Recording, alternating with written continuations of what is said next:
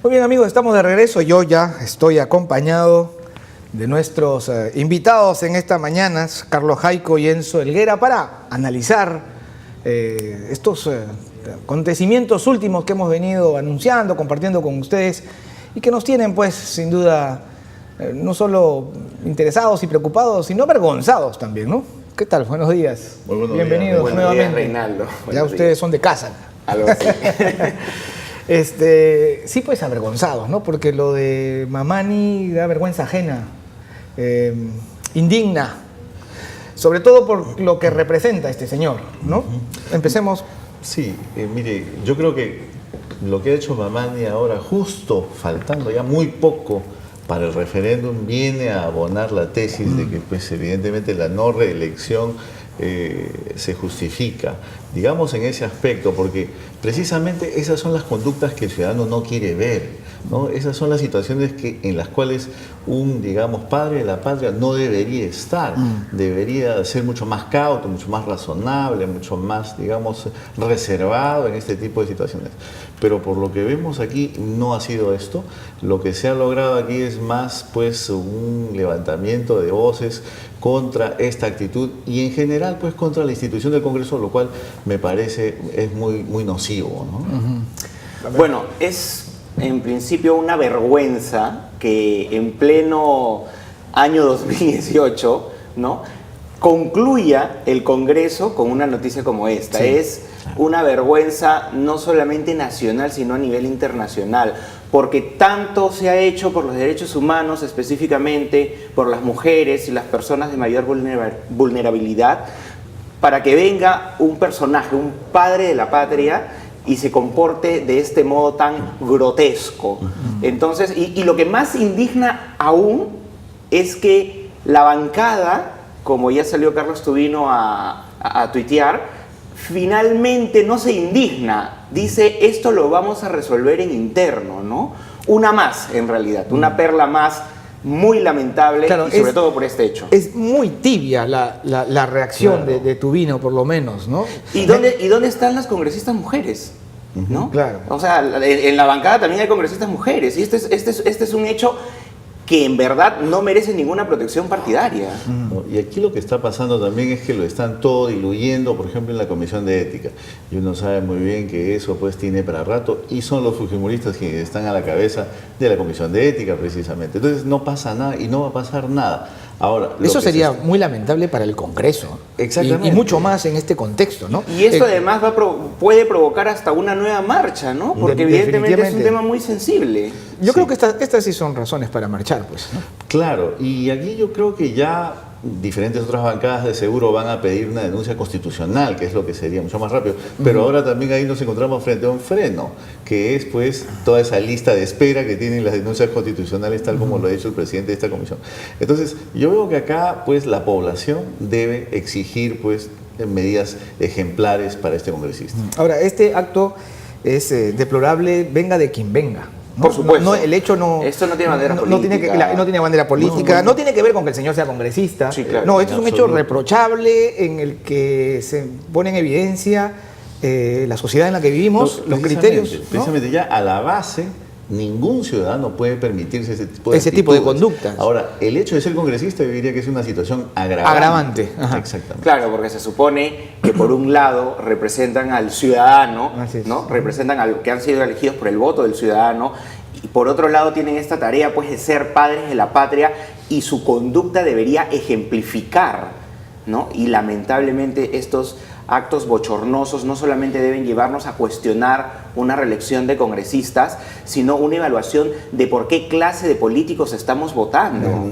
Esta es la llamada principal. Y para los partidos políticos, ¿a qué clase de congresistas estamos llevando a nuestras filas? Exacto. Claro. Y aquí ustedes ven que desde hace mucho tiempo se está haciendo esa pregunta. ¿Cómo hacen los partidos políticos o los dirigentes para captar estos candidatos al Congreso, que luego van a ser elegidos y que van a tener estas conductas bochornosas? No solamente es él, hemos visto otro tipo de conductas también, otros congresistas. Entonces, aquí creo yo que una reforma, por ejemplo, de la ley de partidos políticos para impedir que este tipo de conductas sean, o que este tipo de personajes lleguen al Congreso, sería lo ideal. La selección, creo yo, y por la información que podemos manejar, es básicamente más que un tema de currículo, de aptitudes positivas, de luchas o buenas causas, es por un tema económico, ¿no? O sea, básicamente los partidos políticos, la mayoría de partidos políticos, finalmente pone una tasa, un cupo, que al ser financiado, obviamente es aceptado. Y hay muchos incluso, ¿no? Sin ir muy lejos, lo hemos visto en las últimas elecciones en Lima, que teniendo un cupo o una cuota ha venido otro personaje con mayor capacidad económica y han sacado al electo, entre comillas, al seleccionado, entre comillas, porque anteriormente ya había pagado el cupo y lo han sacado sin ningún problema. Claro, eso es un tema que se remonta a nuestro actual sistema de partidos políticos, de la ausencia de una democracia interna real, ¿no? Precisamente, esa democracia interna es inexistente. Vivimos nosotros lo que podríamos calificar como una democracia líquida, en la que los partidos políticos no tienen ideología y que solamente funcionan en base a grandes capitales. O sea, aquel que viene con un monto mayor de dinero... Ese es el que tiene el espacio, el número para postular. Eso pasa en las elecciones municipales, ¿no? Exacto, y es una costumbre que todavía persiste. Los dirigentes de partidos políticos son, digamos, todavía no son reacios a por ejemplo, rechazar o decir, por ejemplo, esto yo no puedo hacerlo. Vayamos por la democracia interna, hagamos que pues nuestros afiliados puedan elegir como representante, ¿no? En base a tu trabajo político, por ejemplo. Pero eso no hay. Viene uno que al final se salta todas estas barreras y pues llega únicamente por una cuestión de dinero. Y evidentemente tampoco estuvo pues en una escuela de formación del partido, como si se lo exigen a sus militantes de a pie. Y evidentemente militantes que casi nunca son seleccionados para ningún cargo, ¿no? Claro. Ahora, debe haber un espacio, como en otras democracias del mundo también, donde personas honorables, profesionales destacados, que no han hecho una militancia, una trayectoria política, pueden ser invitados, recogidos, ¿no? Convocados, pero esas son las características, pues, personas notables, personas respetadas, ¿no? Gente que se ha destacado profesionalmente. Aquí en el Perú no. Lamentablemente. Eso tendría que ser los criterios. Exacto, tendría que existir. Pero mire, si analizamos, por ejemplo, el Partido Peruanos por el Cambio, Pedro Pablo Kuczynski fue invitado. De la misma manera, el actual presidente Martín Vizcarra también ha sido un invitado. Y ambos invitados ahora, miren la bancada que tienen, se está cada vez desintegrando. Lo mismo está sucediendo con la bancada de Fuerza Popular, quien ya está cada vez reduciendo su número, están renunciando, están tomando licencias temporales, lo cual nos indica que vivimos en una democracia donde los partidos prácticamente son inexistentes, se unen únicamente para una coyuntura electoral y a partir de ahí pues funcionan. Ahora, el Congreso actual también pues pensando en sus intereses de los representantes de los partidos que están allí, han puesto una valla pues que ni siquiera ellos mismos pueden cumplir para cerrarle el paso a cualquiera que quiera emprender un... Por supuesto. Y además, a ver, el problema de antes los llamábamos los outsiders, ahora ya es común que la mayoría de partidos se hayan formado al fragor de una campaña política, pero la mayoría de estos partidos políticos o estos caudillos, que muchos de ellos incluso han salido de partidos tradicionales, hablamos del PPC, hablamos del APRA, hablamos de Acción Popular, entre otros, han salido porque estos partidos tradicionales frenaron el crecimiento y el liderazgo, o los nuevos liderazgos, porque los viejos líderes y quienes manejan y controlan los partidos políticos no se han querido mover de sus posiciones, ¿no? Entonces ellos han provocado de lo que ahora se están quejando precisamente, de que hay muchos partidos políticos sin ideología. Perdón, los partidos tradicionales tienen ideología, ¿y qué hicieron? Exacto. El problema lo han generado ellos mismos. Y precisamente ahí vemos que esa imposibilidad para nuevos líderes de poder llegar a posiciones dirigenciales, por ejemplo, ha hecho que ellos mismos salgan de esas estructuras y formen sus partidos independientes. Es lo que pasa. Mire, el señor Salaverry, por ejemplo, era priista, está en Fuerza Popular, la señora Donaire ha estado en prácticamente 6 partidos donde no ha podido ella llegar a posiciones dirigenciales. Claro. Lo mismo sucede, mire, con las últimas agrupaciones que hemos visto en estas elecciones. Hay gente que ha hecho su propio partido, ¿no? Ha recolectado sus firmas porque ve que en esa estructura en la que estaba no iba, o sea, no tenía mayor futuro. Y eso es un gran problema de liderazgo, porque las cabezas precisamente no permiten que otras personas suban, que también tengan representatividad. Lo vemos en el caso, por ejemplo, del señor Alan García, quien está ya hace muchos años, ya prácticamente 3 décadas, claro, a la cabeza del partido, y que no ha dejado que otras figuras, aparte de las que se conocen, puedan pues lucirse, ¿no? Y eso me parece que es muy malo para la renovación de cuadros en un partido, y lo hemos visto cómo hemos quedado con el Partido Aprista, por ejemplo, en las últimas elecciones, ¿no? Muy, muy bajo y casi a puertas de perder la inscripción. Totalmente de acuerdo. Ahora, volviendo al tema Mamani, a mí me preocupa algo más, ¿no? Ya hemos calificado, no sé si es el término, pero hemos presentado una apreciación, creo que es unánime, todos los peruanos rechazamos este tipo de conductas que demuestran prepotencia, abuso, ¿no? Y una falta de respeto absoluto por la dignidad de la persona. Pero me preocupa saber que el parte policial, aparentemente, no tengo esa información confirmada, pero dice otra cosa. Habla de que el señor sufrió una descompensación, él tuiteó, ¿verdad? En respuesta al video que comenzó a circular en las redes, que sufrió una descompensación, que no había signos de alcohol. Entonces, ¿qué está pasando con la policía? Bueno, evidentemente él ha estado tratando de arreglar o de manejar la situación, en este caso a nivel policial, y construir una versión paralela, ¿no? Pero el que tú tengas alcohol o no en la sangre no te da justificación ni es un poco peor a lo que ha hecho el congresista, ¿no? No, lo que ha hecho es por supuesto, deplorable en cualquier circunstancia.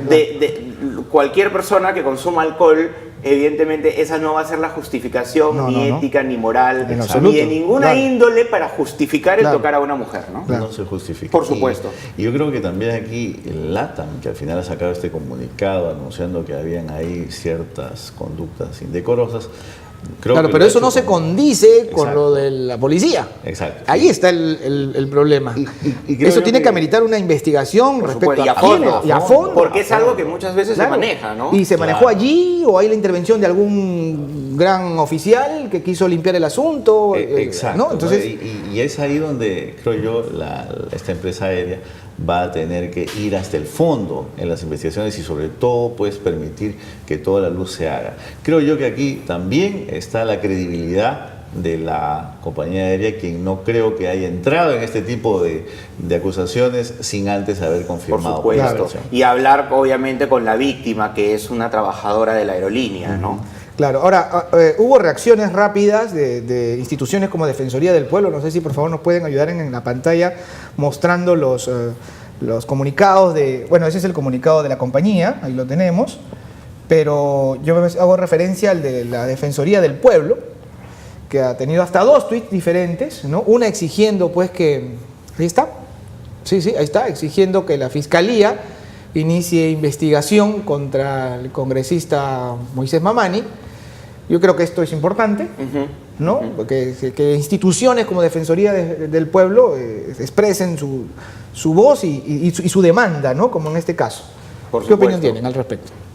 Bueno, que la Defensoría del Pueblo se manifieste es una manera de concretamente señalar cuál es la pauta en relación al comportamiento, a la conducta, en este caso de una chica que es pobladora frente a un padre de la patria, ¿no? Y que el tema debe ser obviamente no solamente criticado, sino amonestado de manera pública, institucional y colectivamente. Por eso, trasladándonos al propio partido político en donde hay congresistas mujeres, también han debido manifestarse, y es saludable que las instituciones se manifiesten respecto a este hecho sin ningún tapamiento, manipulación de la información, como aparentemente se ha pretendido hacer por parte de la policía, ¿no? Claro, es que siempre se va hacia esos conductos en que se trata de tapar la información o un poco edulcorar los hechos. Yo creo que aquí esta participación de la Defensoría del Pueblo merece nuestro mejor saludo, porque precisamente son esas instituciones las que dejan clara cuál es la conducta que se debe tener, y sobre todo la de un congresista, cual en el caso pues es desafortunado. Totalmente. Muy bien. Bueno, hay muchos temas por seguir conversando. Nosotros tenemos un informe. ¿Sí?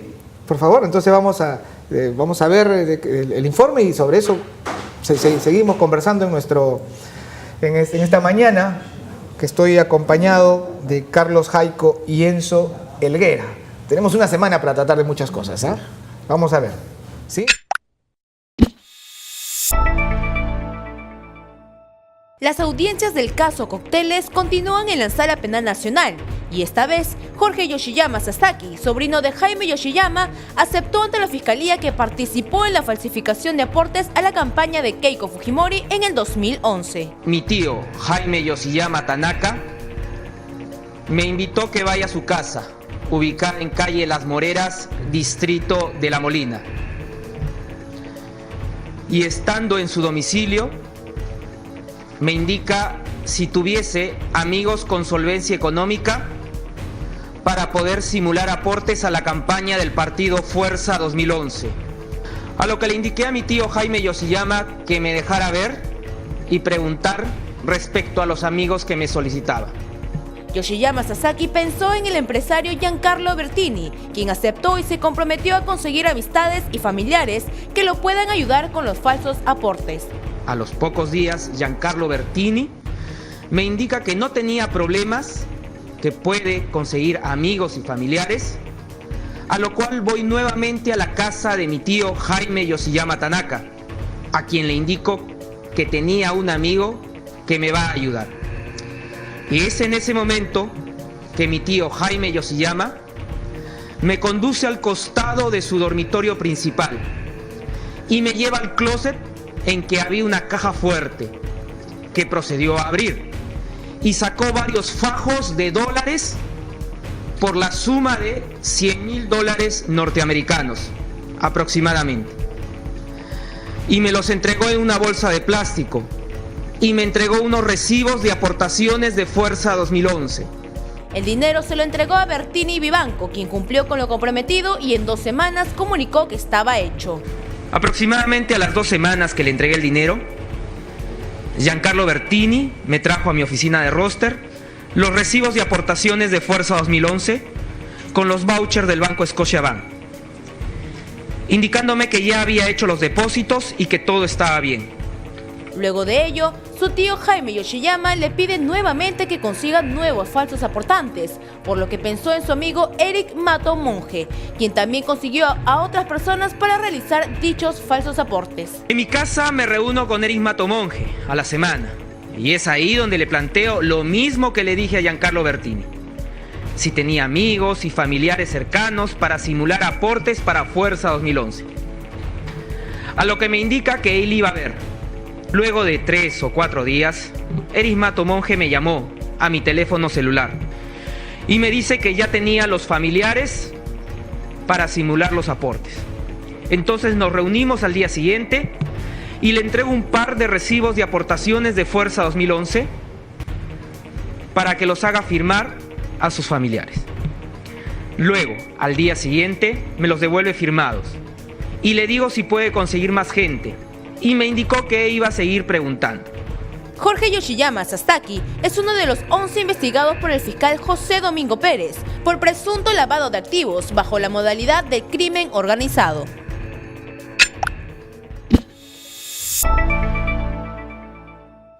Muy bien, muy completo este informe que hemos compartido con ustedes. Quiero, por cierto, aprovechar para saludar y agradecer a quienes se están uniendo a nosotros y también a quienes nos escriben y nos saludan. Gracias por su participación y los animo a todos quienes nos siguen que nos escriban, que nos envíen su opinión también y quizás alguna interrogante que quieran compartir con nuestros invitados. Bueno, tenemos esta novedad, ¿no? Lo expresado por Jorge Yoshiyama, el sobrino de Jaime Yoshiyama, quien fue invitado, dicen, qué hora, ¿no? El tío lo mete en estos asuntos, sí, para buscar falsos aportantes, ¿no? Que parezcan, que tengan solvencia, para que no sea una cosa como también ha sucedido antes, en otros casos, ¿verdad? Que gente que iban a buscar y que de dónde podían finalmente no tenían ni solvencia económica, ¿no? Ni trabajo fijo. Bueno, acá parece que estaban buscando cuidar las formas. Claro. Ahora, esto ha tenido que ver directamente con la prisión preventiva en 36 meses que se les ha dado a los asesores políticos principales de Keiko? Pues, sí, porque si se pensaba que esta, digamos, confesión sincera, entre comillas, iba a ayudar al señor Pierre Figard y a la señora Ana Hertz, pues se ha visto que ha sido exactamente lo contrario, porque esto ha venido a reforzar la tesis del fiscal, que sí habían aquí aportes ilícitos y que se había procedido a pues un pitufeo del dinero de manera organizada, ¿no? Esto diría yo incluso que complica la situación pues de toda la organización, a la cabeza estando la señora Keiko Fujimori. Ahora, este sistema o este esquema de estos colaboradores eficaces o las personas que han sido utilizadas, ¿no?, para hacer el pitufeo con el tema del dinero, básicamente empieza a romperse cadenas, ¿no? Porque evidentemente cogemos a uno de los pitufos, a una de las personas utilizadas para blanquear el dinero, obviamente se le muestra todos los problemas legales que van a tener y enfrentar. Entonces ellos se acogen a esta colaboración eficaz, ¿no? Y obviamente quieren ser, algunos han solicitado hasta ser testigos protegidos, pero evidentemente no se les ha dado esta medida porque son, digamos, intermediarios, ¿no? Y no son los actores principales. Y es por eso, y en base a ello, es que Yoshiyama habla y confiesa, digamos, pero solamente habla una parte, una etapa, que es justo la que ya ha sido corroborada por su propio sobrino, ¿no? No se extiende más, porque creo que si hubiese habido alguna otra información aún más relevante y que se pueda de algún modo contrastar y siendo su sobrino, ¿no? No hubiese estado solamente 2 horas declarando, sino hubiese tenido mucho más que declarar. Ahora, esto que sostiene, ¿debe responder a estrategias de defensa? Sí, y creo que esta estrategia de defensa es de decir que hay una persona lo suficientemente solvente como para poner $800.000 no bancarizados. Porque ese es el en la asunto, mesa. ¿no? ¿De dónde viene esa plata? Exactamente. Y esto Y ahí yo está, creo pues, que empeora la situación porque esto le da más líneas de investigación al fiscal. El fiscal aquí tiene más líneas de investigación porque va a tener que ir a ver precisamente esa persona o ese grupo de personas o esa empresa, digamos, que ha aportado esos $800.000 así de manera pues cash. Y eso me parece que viene a un poco empeorar la situación. Ahora, detrás de esto van a tener que de verdad fundamentar de dónde vinieron estos dineros. Desde el momento en que no lo hagan, pues prácticamente toda la estrategia que están armando se va a caer. Ahora, y hay suficientes indicios de que este dinero viene de Odebrecht. Por supuesto. Entonces, no responde lo que está pasando, y que a veces los que no somos abogados no lo podemos entender a cabalidad, ¿verdad? Claro. Y tenemos una visión diferente, quizás, pero no es pues una persecución política. No. Además que son hechos concretos y perfectamente verificables. A ver, ¿cómo verificamos este tema? Primero, no es un sol, no son 100 soles, no son 1000 soles que puede salir quizás por la caja chica de una empresa. Estamos hablando de 800.000. Esa cifra, contablemente o con cualquier auditoría contable, a cualquier empresa, simplemente al no haber retirado estos depósitos de su propia empresa, de su propio peculio, no podría justificar, y este tema o este argumento se caería. No importa que sea empresa, no importa que sea persona natural, estamos hablando de una cifra grande, ¿no?, que evidentemente no va a sostener ninguna justificación contable además, ¿no? Esto simplemente es una cuestión de tiempo, porque haciendo la auditoría contable va a ser fácilmente descartar si en efecto fue una empresa o fue Odebrecht. Ahora, el que sea una empresa y no sea Odebrecht no quiere decir que la figura cambia un poco, ¿no? O sea, no fue Odebrecht el que todos hemos descubierto, el fantasma internacional de la corrupción, no. Estamos hablando de que hay otra empresa o habría otra empresa u otro empresario que está dando dinero, y precisamente este empresario ¿acaso tiene una conducta filantrópica como para decir que dona sin esperar nada a cambio? Claro, ya, pero ahí aparece que no es ilegal el aporte privado de campañas electorales. Ahí entra la discusión. Precisamente, o sea, no sería ilegal, de acuerdo a la ley de partidos políticos, el artículo 36 dice que es una sanción administrativa, ¿no es verdad? Y es un poquito la tesis que ellos están manejando. Sin embargo, aquí hay un punto que hay que ver, de que, en primer lugar, faltan todavía $400.000, ¿ah? Porque es 1.200.000. Han dado 800 y ¿qué pasa con los otros 400.000? Eso todavía tienen que demostrarlo. Y el segundo punto aquí es ¿por qué haber hecho toda esta trama de organización para ocultar esos fondos si en el fondo todo era lícito?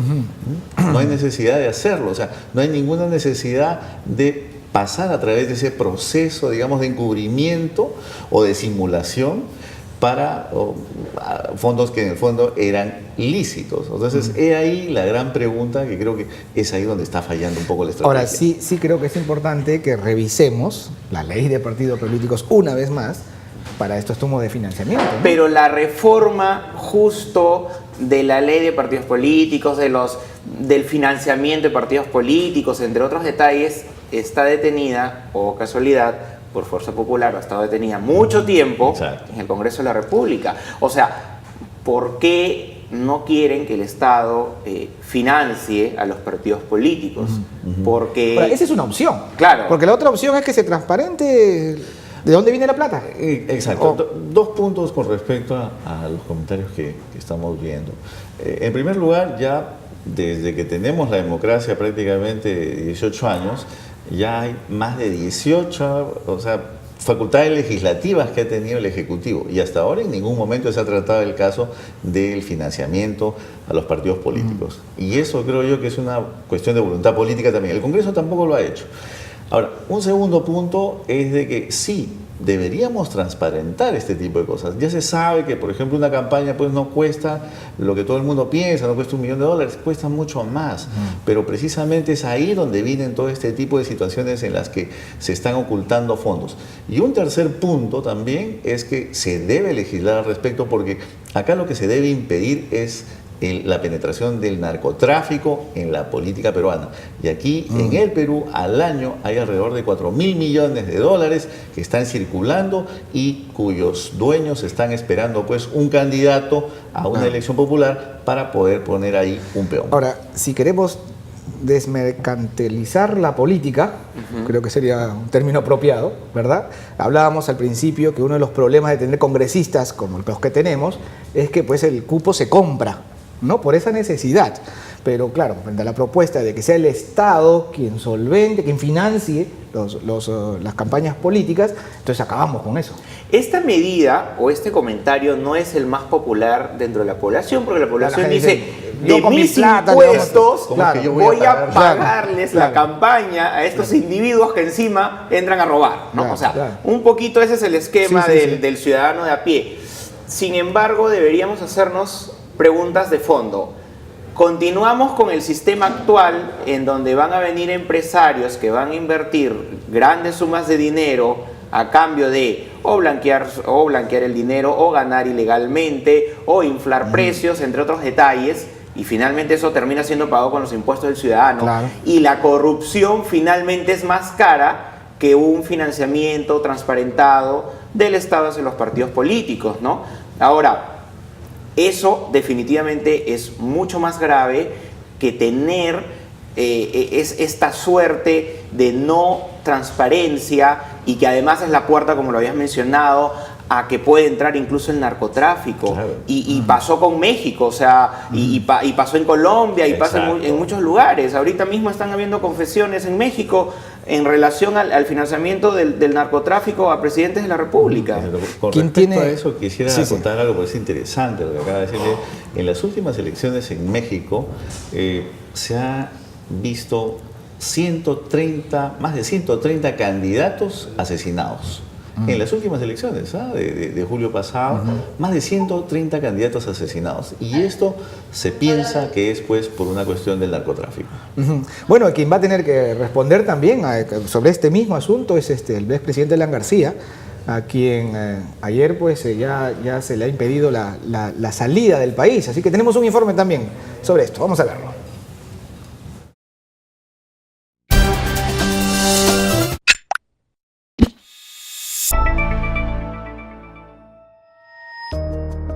El fiscal José Domingo Pérez amplía la investigación preliminar contra el líder aprista Alan García por el plazo de 8 meses, en el caso de presuntos pagos de coimas por parte de la empresa Odebrecht por el proyecto Línea 1 del Metro de Lima. En esta investigación están incluidos también el exministro de Transportes Enrique Cornejo y el expresidente de la Autoridad Autónoma del Tren Eléctrico de Lima, Oswaldo Plasencia, por la presunta comisión de delito contra la administración pública, en la modalidad de colusión agravada, en agravio del Estado. Esta ampliación se da luego de que IDL Reporteros difunde un informe en el que confirmaría que el expresidente sí recibió dinero de la caja 2 de la constructora Odebrecht, simulando que fueron pagados por conferencias realizadas en el extranjero.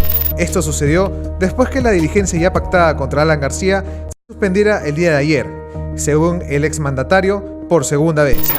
No ha habido presentación porque por segunda vez se ha suspendido. Nada más. Gracias.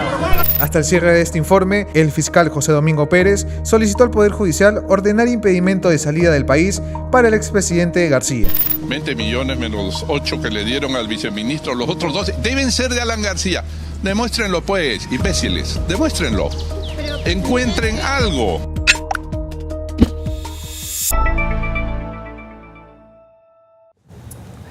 Dicen que cuando uno se pone un poquito agresivo es porque se siente amenazado, pues, ¿no? Claro. Bueno, las conductas o los exabruptos del presidente García... Bueno, ya las conocemos. Sí, y de hecho recordemos en la campaña presidencial en la que terminó pateando a un individuo porque le estaba tapando las cámaras. Y creo que dentro de su gobierno siempre tiene una dosis de autoritarismo. Antes de que conversemos sobre el tema, nuestra compañera Tiffany Tipiani se encuentra en el mercado Lobatón del Lince conversando con la gente. Tiffany, ¿cómo estás? Buenos días. Buenos días. Me encuentro en el distrito del Lince, alrededor del mercado, de un mercado muy cercano acá. Vamos a preguntar a la gente cuáles son las expectativas sobre el caso de Alan García. A ver, tenemos acá, señor, con un periódico. Señor, ¿usted qué opina sobre la solicitud del impedimento de salida de Alan García que está pidiendo el fiscal José Domingo Pérez? Mire, señora, ese fiscal es un imbécil que apenas ha empezado, pero no sabe ni él mismo aún dónde está. Igual que Vizcarra es otro corrupto. Todos estos de ahora son corruptos y le están echando la culpa a Alan como a la Keiko. No, eso no tiene nada que ver. Solo ellos que se vean primero antes de culpar a otros. Ayer IDL Reporteros había publicado en su portal de que Alan García recibido $100,000 por conferencia. Pero si es un político de verdad, ese pueden pagarle más porque ese es un político de verdad. Ese no es político de ocasión como muchos. ¿Cómo califica la investigación Pérez? ¿Es justo o no es justo? Es un imbécil, no sé dónde está, que primero que se preocupe por él mismo. Muchísimas gracias por aquí, señor. ¿Qué opina usted sobre el tema de Alan García? Es un político, nada más. ¿Está de acuerdo de que se haya solicitado el impedimento de salida al expresidente? Sí. ¿Está de acuerdo? Perfecto. A ver, señor, ¿usted qué quiere hablar? Buenos días, estamos en vivo para UCI Noticias. ¿Cuál es su opinión, su perspectiva, el caso de Alan García, que lo están investigando en estos momentos y ahora está solicitando al fiscal para que no salga del país? Está bien, que se vaya preso, que abran el frontón para que se vaya ahí. Por aquí dice que sí. A ver, señorito, usted también quiere opinar aquí, ¿no? Vivo para UCI Noticias. ¿Cuál es su perspectiva en el caso de Alan García? A todo el Perú. Alan García debe ser procesado, tiene muchos cargos. ¿Cómo califica usted la investigación del fiscal José Domingo Pérez, que también está solicitando el impedimento de salida? Excelente. Un abrazo, un saludo para el fiscal, para el juez, están haciendo mérito para que salga a luz la corrupción en nuestra patria. Alan García debe ir al banquillo y debe ir a dar cuentas al Perú. El frontón también tenemos cuando él se fugó y luego regresó como presidente y todos olvidaron. ¿Usted cree que Alan García se fugue durante estas investigaciones? Posible, ¿por qué no? Si tiene aliados y hay poderosos que le están ayudando, puede ser que escape. Muchísimas gracias, señora, por su opinión. Bueno, Reinaldo, estas son las opiniones de la gente aquí en el distrito de Lince, a los alrededores de un mercado, y esas son las expectativas, el ambiente, la gente está a favor, otros están en contra, y esto es así, Reinaldo. Muchas gracias, Tiffany. En cualquier momento volvemos contigo desde algún otro punto de la ciudad. Bueno, hay puntos de vista de todo lado. Además, personajes como Alan García generan esta polarización, claro, ¿no? Gente que lo defiende y gente que bueno, tiene un rechazo con él. Pero tratemos de ser lo más objetivos posible. Claro. Su abogado, Genaro Vélez, decía temprano que, bueno, Alan García ha asistido hasta en 3 oportunidades a las diligencias, que este impedimento de salida y lo aprovechará para ver asuntos de su partido, familiares, ¿no? Y que tiene la conciencia tranquila. Bueno. Pues yo creo que es la mejor actitud, ¿no? Si tiene la conciencia tranquila, pues que se allane a todas las investigaciones. Y creo yo que también esto es saludable. Mire, el fiscal José Domingo Pérez está haciendo un trabajo que se podría hacer bastante pulcro, bastante exhaustivo. Yo creo que también en esa dirección pues nos lleva a pensar que se está respetando el debido proceso. Y aquí es benéfico tanto para la justicia como para también saber exactamente qué pasó con estos fondos pues, de Odebrecht que se han pues, prácticamente traído abajo a la clase política peruana. Y bueno, por otro lado, es bueno, como mencionas, que tome esa actitud, pero esa actitud debe ser también demostrable de manera completa, porque el ponerse agresivo con la prensa o el llamar imbéciles a un grupo de periodistas o a un medio de comunicación solamente demuestra la intolerancia que es propia en realidad de García. Y debe ponerse un poquito de paños fríos y menos nerviosismo, aunque él siempre ha tratado, siendo presidente y fuera de la presidencia, demostrar que todo lo tiene bajo control, ¿no? Porque es propio de, pero a veces evidentemente ya no puedes terminar disimulándolo todo y hay ciertos temas que obviamente te tocan, ¿no? Como persona, ¿no? Exacto. Pero debe imponerse pues las poses del político finalmente, ¿no? Porque eso también va a ser saludable, el no ser agresivo finalmente contra quien te acusa o te cuestiona, ¿no? Ahora, precisamente hay ahí una tesis que se está discutiendo, y es que antes no tenía él por qué ponerse nervioso ni nada por decirlo, porque había una fiscalía que era en cierta manera amiga, ¿no? Que podía en cierta manera digamos, ir hacia las tesis que él o las pruebas que él daba, y que en el fondo se archivaba todo tipo de investigación. Es ahora que ya, no solamente con el fiscal José Domingo Pérez, sino que también con estas nuevas informaciones que se tienen, es en que ya se están prácticamente pergeñando o diseñando alguna tipificación penal. Y eso, por ejemplo, ya hay que también decirlo, es la hora, por ejemplo, está también siendo investigado por lavado de activos, ¿no? Por colusión agravada. Y esas son cosas en las cuales él no estaba antes, estaba por simple cohecho, por ejemplo, ¿no? O tráfico de influencias, que las penas son mínimas. Pero ahora estamos hablando ya, por ejemplo, en colusión agravada de entre 6 a 15 años, lo cual es un poquito más serio que las antiguas acusaciones que se le tenían. Por supuesto, es diferente tener todo bajo control a no tenerlo, y evidentemente eso va a generar nerviosismo. Bueno, el tiempo nos está ganando y hay más temas, pues, porque esta ha sido una semana, ¿no? Ya lo decíamos. Ya no se habla de noticias internacionales, lo local nos llega. Sí. Y bueno, ya se ha solicitado a España la repatriación de César Nostroza. Vamos a ver un informe que tenemos al respecto.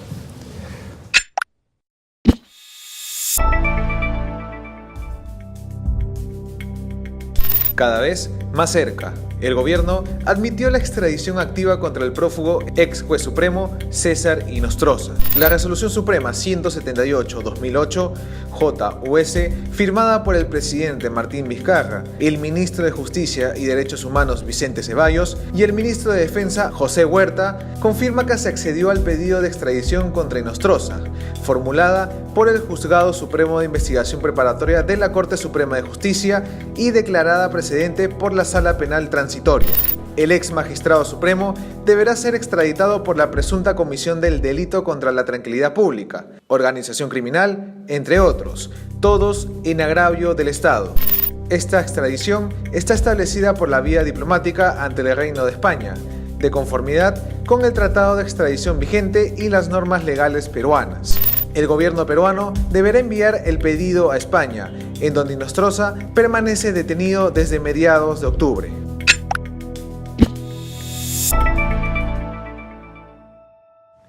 Bueno, esta situación también coincidió con la visita de los reyes de España, ¿no? Y el rey fue muy explícito al decir que España, el Perú contaba con la colaboración de España. No se refirió al caso, pero creo de manera indirecta sí, ¿no? Sí, yo creo que hay un deseo de mantener una buena relación con Perú y España. Y este caso precisamente viene a demostrar que hay una estrecha relación judicial también.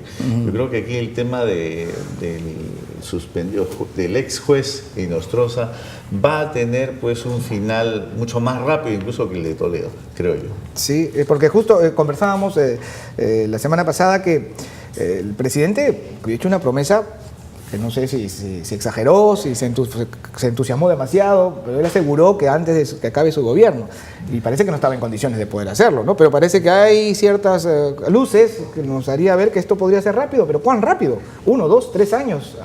Claro, o sea, bueno, en el sistema norteamericano, el sistema anglosajón, en el tema de la extracción va a ser mucho más complicado. Claro. Que en el caso peruano, ¿no? Porque, español, porque hablamos el mismo idioma, un poco nuestros sistemas de derecho tienen cierta similitud en muchos temas.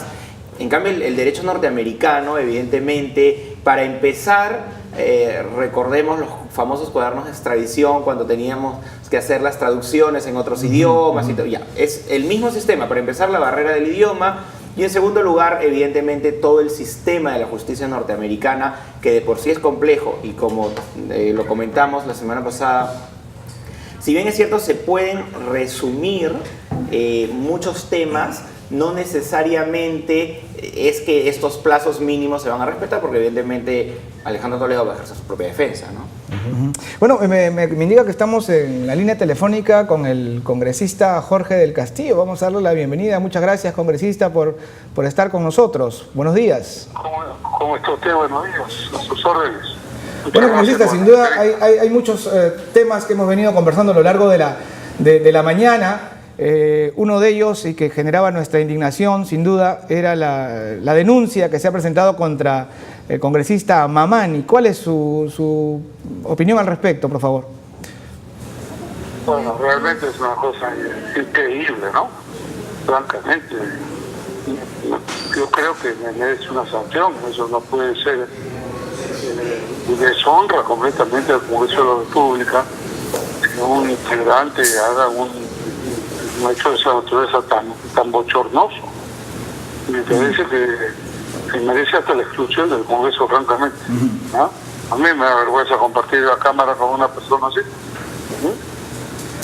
Claro, puedo suponerlo. Y bueno, y la reacción por lo menos del congresista Tubino, bastante tibia, ¿no?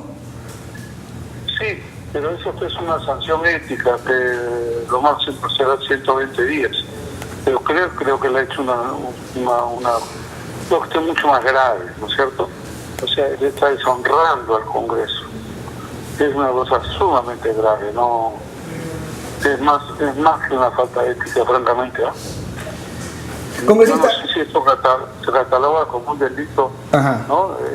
Contra la integridad sexual, en fin, pero es un hecho sumamente delicado, ¿no? Totalmente de acuerdo. Cambiando de tema, en la mañana escuchábamos al abogado del presidente García, Genaro Vélez. Él manifestaba que hasta en 3 oportunidades el presidente había participado de diligencias sobre este tema en particular, y bueno, que el impedimento de salida no será sino para aprovecharlo en asuntos políticos y familiares, y que se encuentra con la conciencia tranquila. ¿Cuál cree que va a ser el curso de lo que sigue después de este impedimento de salida para el presidente García? Bueno, él se ha llamado a eso, y es que en eso no hay ningún problema, porque no lo hubieran dado, él siempre iba a venir a la dirigencia, como ha venido como 49 veces, me parece, ¿no? Entonces, en eso, pero en fin, si la justicia cree que es una medida que quiero más, se acepta como tal, ¿no? En primer lugar. Segundo, vamos al tema de fondo. La imputación, para evitar confusiones, la imputación es ha recibido $100,000 por una conferencia que se dictó, es verdad. La conferencia se dictó, es cierto, en Santiago de Chile, en el año 2012, cuando yo no era presidente, en Sao Paulo, Brasil, ¿no? Cuando él ya no era presidente. Y en consecuencia, él fue contratado por una entidad que se llama la Federación de Industriales de Sao Paulo, ¿no? Entonces ahora dicen, o se descubre, o alguien declara y dice, sí, pero eso fue pagado por Odebrecht. Bueno, pero el presidente García contrató con la Federación de Industriales de Sao Paulo, no con Odebrecht, ¿no? Yo creo que es un tema que hay que tenerlo claro. Él hizo esa declaración, hizo su declaración de impuestos, pagó impuestos, pero toda su declaración jurada informando de esos hechos. Entonces, por el lado de él no hay nada irregular. Si por el otro lado lo pagó una empresa, la otra empresa, bueno, es otro tema que no tiene por qué comprometer a García, ¿no? De acuerdo. Ahora, desde el partido fujimorista, frente a la situación de su lideresa y de los también de los asesores políticos más importantes, uno de los argumentos que han tenido es que denuncian una persecución política. No se ha escuchado lo mismo desde la bancada ni desde el APRA. ¿Esto es una persecución política o confía que es parte de las investigaciones que tienen que hacerse, y sobre todo a un expresidente de la República? Yo creo que las cosas hay que esclarecerlas y no ponerse en los esclarecimientos, no hay que contribuir con las investigaciones. Ahora, obviamente pueden apreciarse algunos intentos o parecidos a algo, digamos, persecutorio, pero estamos en un Estado de Derecho, así que hay apelación, hay alguna otra forma de salir, ¿no? Estimado amigo, perdóname, pero tengo que tomar un vuelo a provincia en este momento. Comprendemos, no se preocupe, congresista. Muchas gracias, más bien, en todo por habernos atendido. Ya, encantado. Gracias. Muy bien. Gracias. Bueno, el congresista está viajando, así que está tomando un vuelo, no podía seguir ya conversando con nosotros, pero ahí en pantalla tenemos el último tuit del presidente García. Vamos a tenerlo en este momento. Dice allí, es un abuso, el 2012 no era presidente, podía contratar cualquier conferencia. Dicté la charla, recibí los honorarios en mi cuenta en Lima y pagué 30% de impuestos de inmediato. ¿Alguna opinión sobre lo expresado por el congresista del Castillo?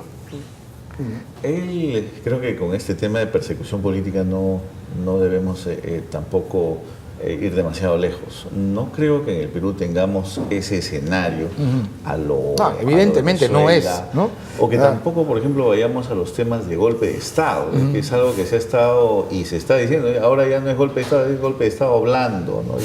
Ya se ha pasado. Hay una variación. No hay ni una ni otra cosa, pues ni hay persecución política ni hay golpe de Estado. Pero es lo que los políticos utilizan para mover un poco el... Exacto. Y a mí me alegra la respuesta del congresista del Castillo cuando dice, no, esto es una investigación y hay que responder a la investigación, porque eso es, pues no es ninguna persecución política, por favor. Porque hay que ser un poquito más responsables con el tema del golpe de Estado. No se puede crear ese tipo de situaciones cuando nosotros en el Perú, por ejemplo, el nivel de todo lo que es inversiones extranjeras directas está decayendo, ¿no? O sea, debemos, al contrario, dar siempre esa imagen de institucionalidad y sobre todo de solvencia democrática. Muy bien, volvamos al caso Inostroza. Yo quería preguntar particularmente, porque hay asuntos técnicos, ¿no? Por ejemplo, la paridad de los hechos que se imputan.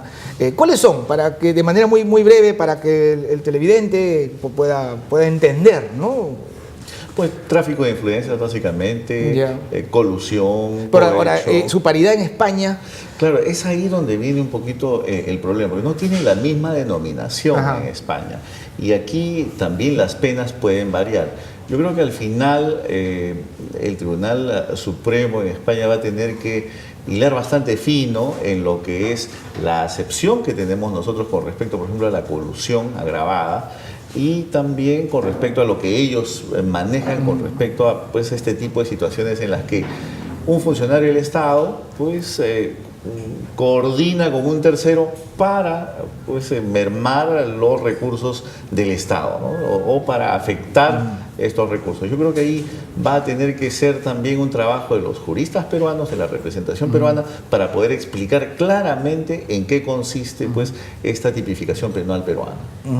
Bueno, un último comentario de 1 minuto, por favor, cada uno, porque ya estamos llegando al tiempo y quiero aprovechar, por cierto, de saludar a nuestros televidentes que nos siguen por Canal 13 de Vez Cable, más de 200.000 familias que nos siguen día a día. Por favor.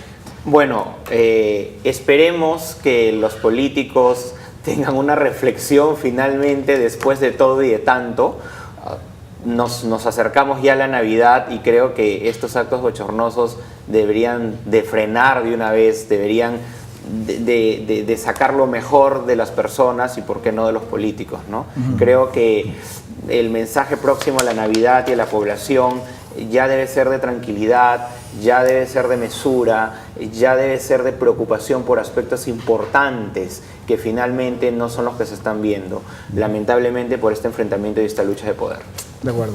Pues también diría que ya estamos a fines de este año, llega el referéndum el 9 de diciembre y que también ya debemos pensar en el después del referéndum, ¿no? ¿Qué medidas tenemos? Y ya pensar también en lo que es lo más importante, la reconstrucción, por ejemplo, del norte del Perú, que sigue todavía esperando y creo que ellos están haciendo los pasos necesarios. Hay conversaciones entre los alcaldes salientes y los entrantes. Eso es urgente, ¿no? Y es urgente. Apenas el 15% va de ejecución de lo que va del año. Precisamente, y esta transferencia de poder no debe pues ser una manera de que no se continúe en la reconstrucción. Yo creo que acá hay una agenda que debemos seguir y eso es importante para el desarrollo del país. Bueno, muchísimas gracias. Siempre es un gusto estar con Carlos Jaico y Enzo Helguera. Seguro nos encontramos en cualquier otro momento. Con mucho gusto. Claro que sí. Igualmente, gracias por la invitación. Cuando vengan los nuevos capítulos de estos episodios, a veces la tristes, siguiente temporada, ¿no? Para el país. La siguiente temporada, sí. Bueno, nos vamos a una pausa, volvemos con mucho más. Esto es Las Mañanas Informativas de UCI Noticias.